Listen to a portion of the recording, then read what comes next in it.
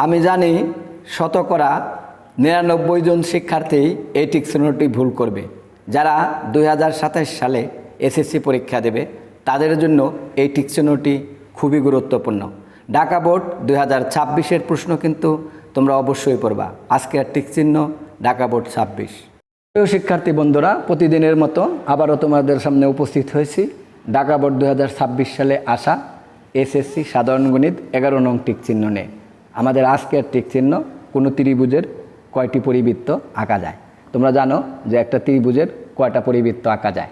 আসলে একটা ত্রিভুজের একটা পরিবৃত্তই অঙ্কন করা যায়। এখানে ক নাম্বার কিন্তু আমাদের উত্তর হবে। খেয়াল করো যে একটা ত্রিভুজ যদি তুমি আর্ট করো, এই যে একটা ত্রিভুজ, এই যে এই ত্রিভুজ এবিসি একটা ত্রিভুজ, এবিসি একটা ত্রিভুজ। এখন খেয়াল করো এই ত্রিভুজের যদি আমরা পরিবৃত্ত অঙ্কন করতে চাই, আমাদের পরিবৃত্ত অঙ্কন করার নিয়ম হলো এবি বাহুকে সমান 2 ভাগে ভাগ করতে হবে, সমান 2 ভাগে ভাগ করতে হবে, অর্থাৎ এভাবে সমান 2 ভাগে ভাগ করতে হবে।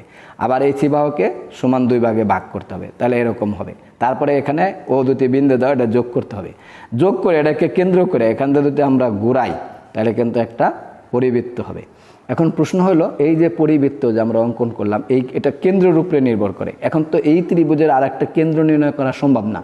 যদি সম্ভব হয়তো তাহলে দেখা গেছে আরও পরিবৃত্ত আঁকা সম্ভব হয়তো। যেহেতু একটা মাত্র কেন্দ্র নির্ণয় করতে হবে এবং এই কেন্দ্রের উপরে ভিত্তি করে পরিবৃত্ত অঙ্কন করতে হবে। এই কারণে কোনো ত্রিভুজের একটা পরিবৃত্ত আঁকা সম্ভব, কারণ বেশি পরিবৃত্ত আঁকা সম্ভব না, কারণ এটা কিন্তু কেন্দ্রের কারণে এরকম হয়েছে। কারণ এখানে কিন্তু একটা কেন্দ্র লাগবে, নাহলে কিন্তু এ বি সি বিন্দুতে ছেদ করবে না। এই কারণে কিন্তু কোনো ত্রিভুজের কয়টি পরিবৃত্ত আঁকা যায়, একটা ত্রিভুজের একটা পরিবৃত্তই অঙ্কন করা যায়। কেননা আমরা যখনই কোনো একটা কেন্দ্র নির্ণয় করে চারদিকে ঘোরাবো তখন কিন্তু এই কেন্দ্রের বাইরে কোনো কেন্দ্র নির্ণয় করলে আরও পরিবৃত্ত আঁকা সম্ভব হতো, কিন্তু তা তো সম্ভব না। এই কারণে যদি প্রশ্ন আসে কোনো ত্রিভুজের কয়টি পরিবৃত্ত আঁকা যায়, উত্তর হবে একটি।